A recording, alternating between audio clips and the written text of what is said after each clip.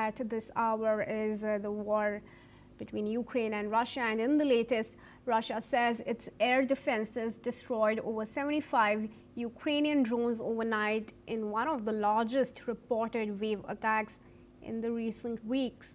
According to the Russian Ministry of Defense, 36 drones were intercepted over the Black Sea, while others were brought down across several regions, including 10 over Crimea, 9 in Bryansk, 7 in Voronezh, and 4 in the Krasnodar area. Now, additional drones were shot down across the Smolensk, Moscow, Belgorod, Kaluga, and Ryazan regions.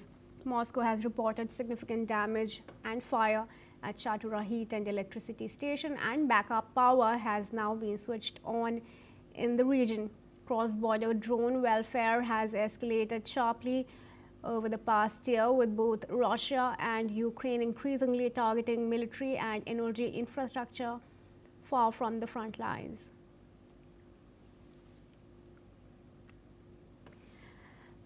And I'm now joined in by Gilbert Doctorow, who's a Russian affairs expert, joining us live from Brussels. I extend a very warm welcome to you, Mr. Doctorow, and appreciate you giving us your time here on NewsX World.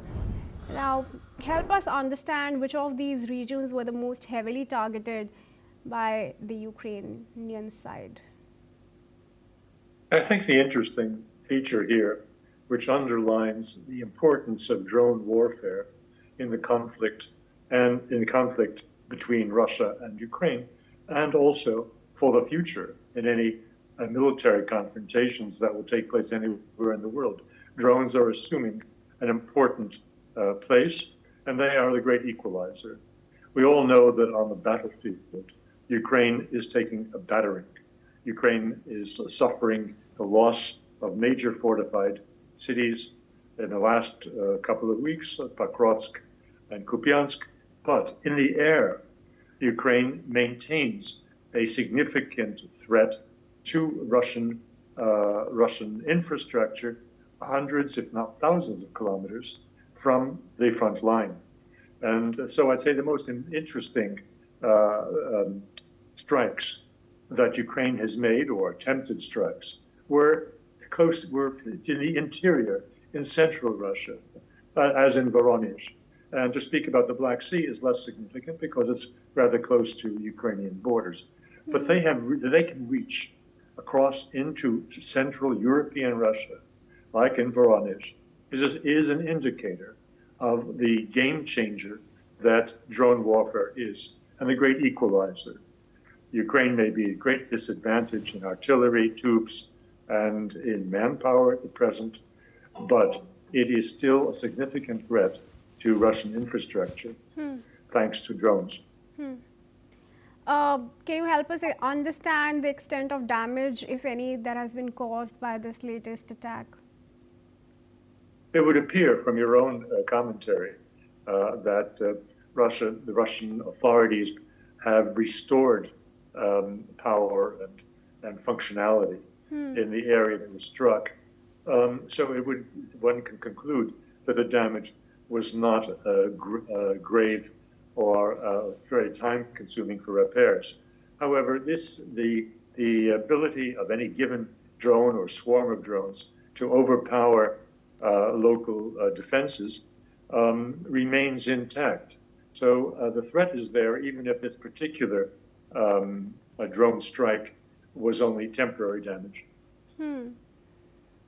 Please also help us take through the advisory that has been issued by the governor there.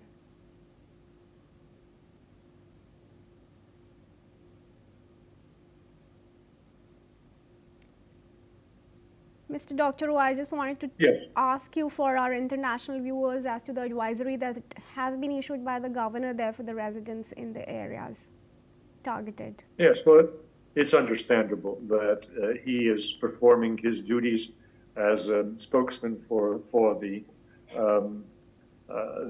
security of the region and security of his residents, and that he would give them such a warning that a strike had been made and that is being repaired.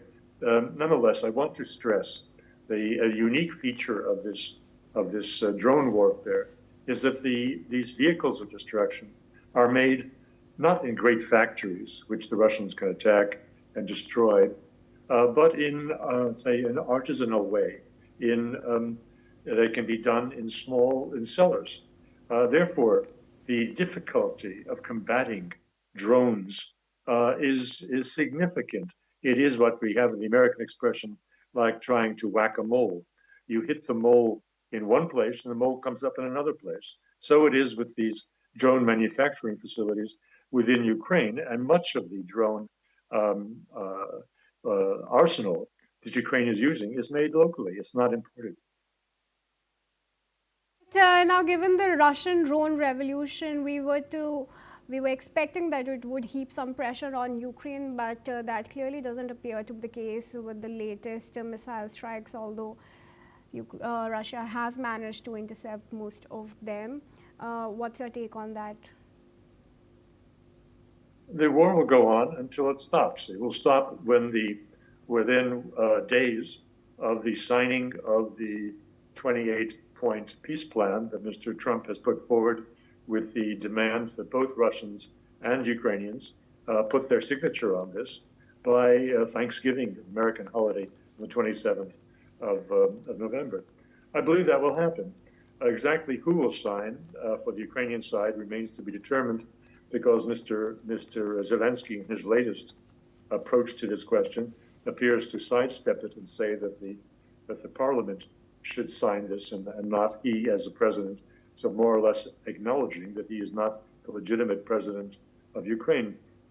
We'll see how this plays out, but I don't believe that any of the efforts of the Europeans currently in South Africa and soon to be in Geneva will succeed in delaying or frustrating the conclusion of the signing by the Ukrainians and the Russians of this peace plan.